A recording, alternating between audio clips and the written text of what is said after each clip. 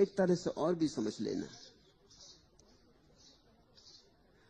नींद वैज्ञानिकों के हिसाब से रात के अंतिम पहर में सर्वाधिक गहरी होती, 3 से 5 या 4 से 6, प्रत्येक व्यक्ति को थोड़ा थोड़ा भेद होता है, लेकिन 2 घंटे जो अंतिम है वो सर्वाधिक गहरे होते, सुसुप्ति के होते, स्वप्न भी नहीं रह जाता, तो परम शांति होती। यद्यपि तुम भी नहीं रह जाते, लेकिन फिर भी शांति होती। जिस आदमी को रोज 2 घंटे सुसुप्ति के मिल जाते हैं वो तरोताजा होकर उठता है। सुबह उसके जीवन में तुम लहर ताजगी की देखोगे, थकान गई, थका मांदापन गया,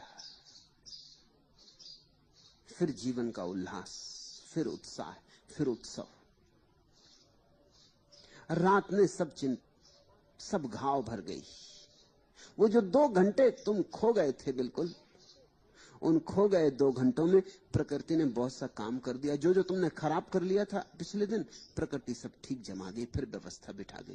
तार ढीले पड़ गए थे वीणा के, कस गई, तार ज्यादा कस गए थे तो ढीले कर गई, लेकिन संतुलन बिठा गई, साज ठीक कर गई। इसलिए सुबह तुम साज की अवस्था में होते। तुम सुबह देखते हो तुम और ही ढंग के आदमी होते हो अगर रात ठीक से सो लिए। तुम ज्यादा प्रेमपूर्ण होते हो, ज्यादा दयापूर्ण होते हो, ज्यादा करुणापूर्ण होते हो। तुम्हें वृक्ष ज्यादा हरे दिखाई पड़ते हैं, फूल ज्यादा सुर्ख दिखाई पड़ते हैं, पक्षियों के गीत तुम्हारे कानों में स्पष्ट सुनाई पड़ते हैं, सूरज की रोशनी, आकाश की नीलिमा सब आकर्षित करती। सुबह फिर तुम ऐसे जैसे छोटा बच्चा होता है, थोड़ी देर को ही सही, शायद क्षण भर को, 2 क्षण को, कुछ पलों को, मगर तुम सुबह बड़े ताजे होते हो। सुबह तुमसे कोई कहे चोरी करो तो तुम शायद ना कर पाओ।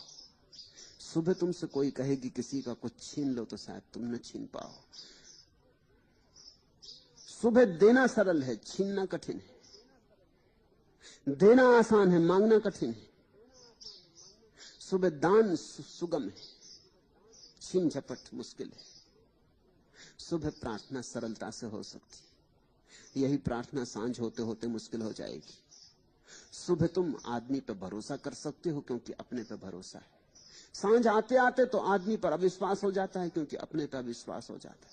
सांझ तक तो तुम हार चुके, दौड़ चुके, गिर चुके, धूल धूसरित हो चुके, सब चेष्टा कर ली और विषाद हाथ लगा। अब कैसा भरोसा? सुबह तुम में ताजगी होती है, आत्मविश्वास होता है, भरोसा होता है। ये वो 2 घंटे जो गहरी नींद आ जाती। वैज्ञानिक हिसाब से, और वैज्ञानिक हिसाब भक्तों और योगियों के हिसाब से बिल्कुल मेल खा रहा है। वैज्ञानिक हिसाब से 2 घंटे आदमी के शरीर का तापमान 2 डिग्री नीचे गिर जाता है। सुबह सुबह रात के जाते जाते तुम्हें जो थोड़ी हल्की हल्की सर्दी, मीठी मीठी सर्दी लगती है और एक कंबल और खींच लेने का मन होता है, उसका कारण इतना ही नहीं कि सुबह ठंडी होती, उसका असली कारण यह कि तुम्हारे शरीर का तापमान 2 डिग्री नीचे गिर जाता है। तुम थोड़े ठंडे हो गए होते, तुम थोड़े शीतल हो गए होते। वो जो मन में चलती हुई उधेड़बिन थी जो तुम्हें गर्म रखती थी, वो जो भीतर चलता हुआ ज्वर था मन का, वो जो तुम्हें पूरा का पूरा उत्तप्त रखता था, वो चला गया। शोरगुल बंद हुआ, बाजार समाप्त हुआ, सपने भी जा चुके, तुम सब भांति शीतल हो गए। उस शीतलता के कारण, उस मन की शीतलता के कारण तुम्हारी देह भी शीतल हो जाती। 2 डिग्री वस्तुतः तापमान नीचे गिर जाता है। और यही 2 घंटे सर्वाधिक गहरी नींद के घंटे। ये 2 घंटे अगर तुम सो लिए ठीक से तो सुबह तुम ताजे अनुभव करोगे, स्वस्थ मन हो जाएगा, तन हो जाएगा। ये 2 घंटे अगर तुम्हें कोई जगा दे, इन 2 घंटों में अगर कोई बाधा डाल दे तो तुम दिन भर चिड़चिड़े और परेशान रहोगे। 6 घंटे सो लिए हो रात, वो 6 घंटे काम नहीं आएंगे। ये 2 घंटे खराब हो गए तो बस अड़चन हो जाएगी। ये 2 घंटे भी सो लो रात में और तुम रात भर जगते रहो तो भी काम चल जाएगा। ये 2 घंटे वैज्ञानिक कहते हैं अत्यंत आवश्यक हैं, क्योंकि इन्हीं 2 घंटों में तुम्हारी सारी चेतना विलुप्त हो जाती है अंधकार में, अहंकार खो जाता है, बोध सो जाता है। जब तुम नहीं होते तभी परमात्मा तुम पे काम कर सकता है, प्रकृति तुम पे काम कर सकती है, क्योंकि तुम बाधा नहीं देते। इसीलिए तो जब कोई आदमी बीमार होता है तो डॉक्टर की पहली फिक्र होती है कि उसे नींद आ जाए, क्योंकि नींद में ही प्रकृति उसको स्वस्थ कर पाएगी। अगर नींद ना आई तो वो स्वस्थ हो ही ना सकेगा, दवाएं कुछ भी ना कर सकेंगी। इसलिए नींद की दवा देते हैं मरीज को, वो सो जाए तो परमात्मा के कुशल हाथ उसे फिर से ठीक कर जाएं, साज को फिर बिठा दें। इसने तो सब खराब कर लिया है, अब परमात्मा का ही सहयोग मिले तो ठीक हो सकता है। नींद में चुपचाप तुम्हारे भीतर प्रकृति काम करती। तो वैज्ञानिक कहते हैं ये 2 घंटे नींद के लिए बड़े अनिवार्य हैं। लेकिन अब तुम थोड़े हैरान होगे, संतों ने सदा से कहा ये 2 घंटे याद के लिए। ऊपर से तो दिखाई पड़ेगा ये तो विपरीत बात हो गई, क्योंकि अगर 2 घंटे याद करना है तो जागना पड़ेगा, और जागना पड़ा तो फिर दिन भर चिड़चिड़ापन रहेगा और प्रकृति को मौका न मिला। ये ऊपर की ही बात है। संतों ने कहा उसके पीछे कारण है। ये जो 2 घंटे सर्वाधिक गहरी नींद के, ये सर्वाधिक गहराई के भी हैं। इन 2 घंटों में तुम अपने हृदय से भी नीचे की गहराई में उतर जाते हो। पहले पहर में सिर में भटकते रहते हो, दूसरे पहर में कंठ में आ जाते हो, तीसरे पहर में हृदय में आ जाते हो, चौथे पहर में हृदय से नीचे उतर जाते हो, अपने अंतस चेतन में डूब जाते हो।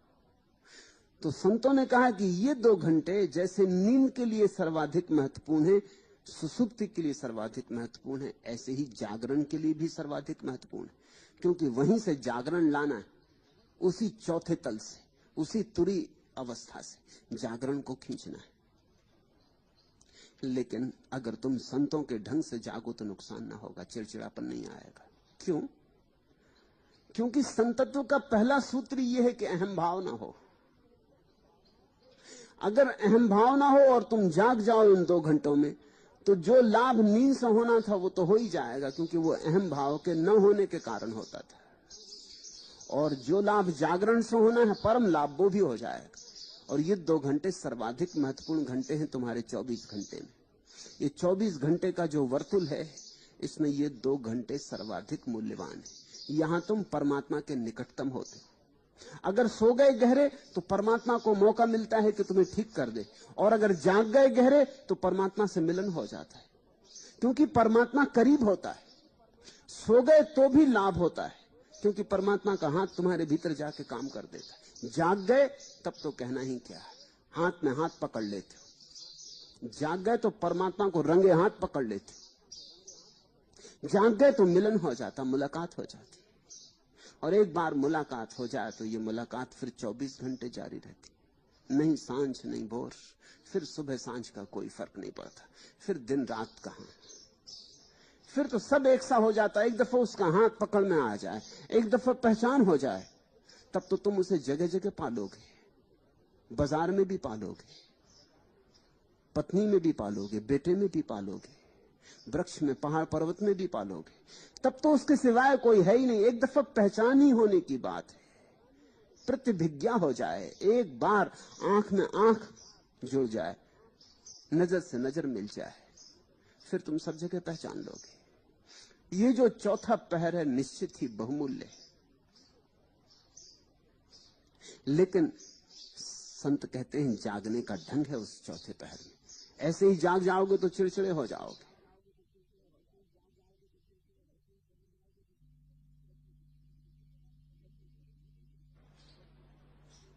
प्रभु स्मरण में जागो, प्रार्थना में जागो, ध्यान में जागो।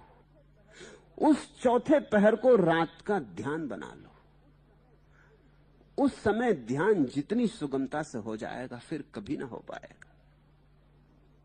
इसलिए पतंजलि ने कहा है समाधि सुसुप्ति के बहुत करीब है।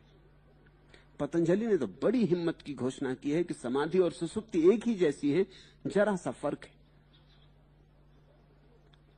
जरा सा कहो या बहुत बड़ा कहो, एक ही बात है। फर्क इतना है कि सुसुप्ति में होश नहीं होता और समाधि में होश होता है, बाकी सब एक जैसा है।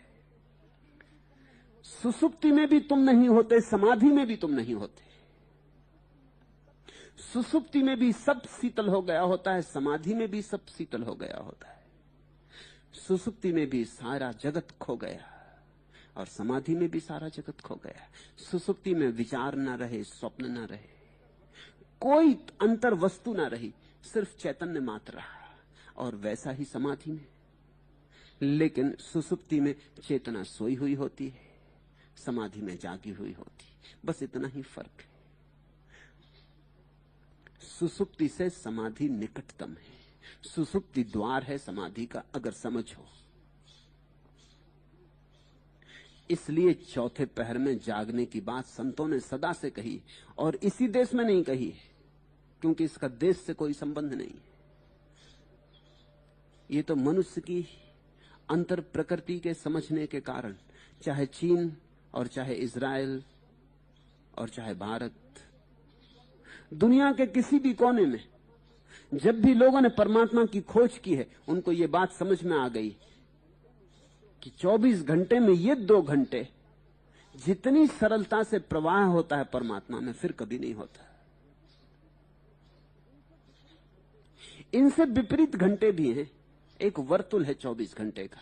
जैसे समझो कि सुबह 4 से 6 बजे तक अगर तुम्हारा तापमान 2 डिग्री नीचे गिर जाता है और तुम सुसुप्ति में खो जाते हो, तो जैसे 4 से 6 सुबह परमात्मा सर्वाधिक निकट होगा, 4 से 6 शाम सर्वाधिक दूर होगा। वो दूसरा विपरीत बिंदु है। तो जिसने ठीक से ये खोज लिया कि कब परमात्मा मेरे निकटतम है, उसे ये भी पता चल जाएगा कि कब मैं परमात्मा से दूरतम होता हूं। और तब एक सूत्र और तुम्हें याद दिला दूं। अगर तुम्हें यह पक्का पता चल गया कि 4 से 6, उदाहरण के लिए कह रहा हूं, किसी का होगा 3 से 5, किसी का होगा 2 से 4, किसी का होगा 4 से 6, मगर कहीं 4 के आसपास, इस तरफ या उस तरफ, 2 घंटे उस तरफ तो 2 से 4, 2 घंटे इस तरफ तो 4 से 6। 2 बजे रात और 6 बजे सुबह के बीच कभी वो 2 घंटे होते हैं। अगर तुम्हें उन 2 घंटों का पता चल गया तो एक तो ये बात समझ में आ गई कि वे 2 घंटे पूरे के पूरे प्रभु स्मरण में जाने चाहिए। क्योंकि जब सबसे करीब हो तभी कर लो बातचीत, तभी कर लो गुफ्तगू, तभी कुछ कह लो, कुछ सुन लो, कुछ निवेदन करना हो तो निवेदन कर दो। इस समय संबंध बहुत स्पष्ट है, आमना सामना हो रहा है। कही गई बात पहुंच जाएगी, जो संदेश देना चाहते हो सुन लिया जाएगा, और उस तरफ से अगर कोई उत्तर आया तो भी पहुंच जाएगा। अन्यथा तुम्हारी प्रार्थना पहले तो पहुंच नहीं सकती अगर बहुत दूर से पुकारो। अगर पहुंच भी जाए तो वहां से उत्तर आए तो तुम न सुन पाओगे, दूरी बहुत होगी, बीच में 1000 बाधाएं होंगी। एक और दूसरी बात ठीक उससे विपरीत, अगर 4 से 6 सुबह तुम्हारा समय है, चौथा पहर, तो शाम 4 से 6 तुम्हारा समय है जब तुम परमात्मा से सर्वाधिक दूर होगे। तब भी होश रखना, क्योंकि ये 4 से 6 जो शाम का समय है, ये ही तुम्हारे पाप का समय होगा। इसको तुम सावधानी से बचाना। इस समय तुमसे भूल चूक होंगी, इस समय ही तुमसे गलतियां हो जाएंगी जिनके लिए जीवन भर पछतावा होगा। क्योंकि इस समय तुम सर्वाधिक दूर रहोगे परमात्मा से। इसी समय तुमसे अपराध हो सकता है, इसी समय तुमसे क्रोध हो सकता है, घृणा हो सकती, ईर्ष्या हो सकती। इस समय तुम सबसे ज्यादा खिन्न रहोगे, इस समय तुम सबसे ज्यादा उत्तप्त रहोगे, यही समय तुम्हारा सिर विक्षिप्त रहेगा। अगर अपना सूत्र साफ हो गया तो सुबह के 2 घंटे परमात्मा की याद में बिता देना, और ये सांझ के 2 घंटे भी परमात्मा की याद में बिताना। हालांकि परमात्मा तक आवाज पहुंच नहीं पाएगी, मगर बिताना परमात्मा की याद में ये 2 घंटे भी, ताकि कुछ और करने को उपद्रव सुविधा ना रहे। कम से कम द्वार दरवाजे बंद करके शांत बैठने की कोशिश करना। और तीसरी बात इस संबंध में, जिस दिन इन 2 घंटों में जो सबसे दूर है तुम्हें ऐसा ही अनुभव होने लगे जैसा सुबह के 2 घंटों में होता है, समझना कि पहुंच गए। अब कोई फर्क ना पड़ेगा, नहीं सांझ नहीं भोर। जब सर्वाधिक दूर थे तब भी अगर ऐसा अनुभव में आने लगे कि उतने ही करीब जितने सुबह, तो क्रांति घट गई। इसी दिन असली भक्त का जन्म होता है। सुनो ये शब्द, जागे ना पिछले पहर ताके मुखड़े धूल। जो सुबह के ब्रह्म मुहूर्त में न जागे, जो उस अपूर्व समय का उपयोग न कर ले, अगौरव हाथ लगेगा, अपमान हाथ लगेगा, अप्रतिष्ठा हाथ लगेगी, ताके मुखड़े धूल। मृत्यु ही हाथ लगेगी, अमृत हाथ ना लगेगा। तो धूल में धूल एक दिन गिर जाएगी और सारा अवसर खो गया। इस धूल से फूल भी पैदा हो सकता था, लेकिन तुमने गंवा दिया अवसर। धूल ही थे और धूल ही रहे। इसके पहले कि धूल धूल में गिर जाए, फूल को पैदा कर लो, इस अवसर का उपयोग कर लो। इसके पहले कि वीणा टूटे, उसमें छिपे संगीत को मुक्त कर लो। इसके पहले कि कंठ नष्ट हो जाए, प्रभु का गीत गुनगुना लो। इसके पहले कि हृदय की धड़कन बंद हो, धड़कन धड़कन में उसके सुमिरन को गुंजा लो। ये वीणा है, ये देह।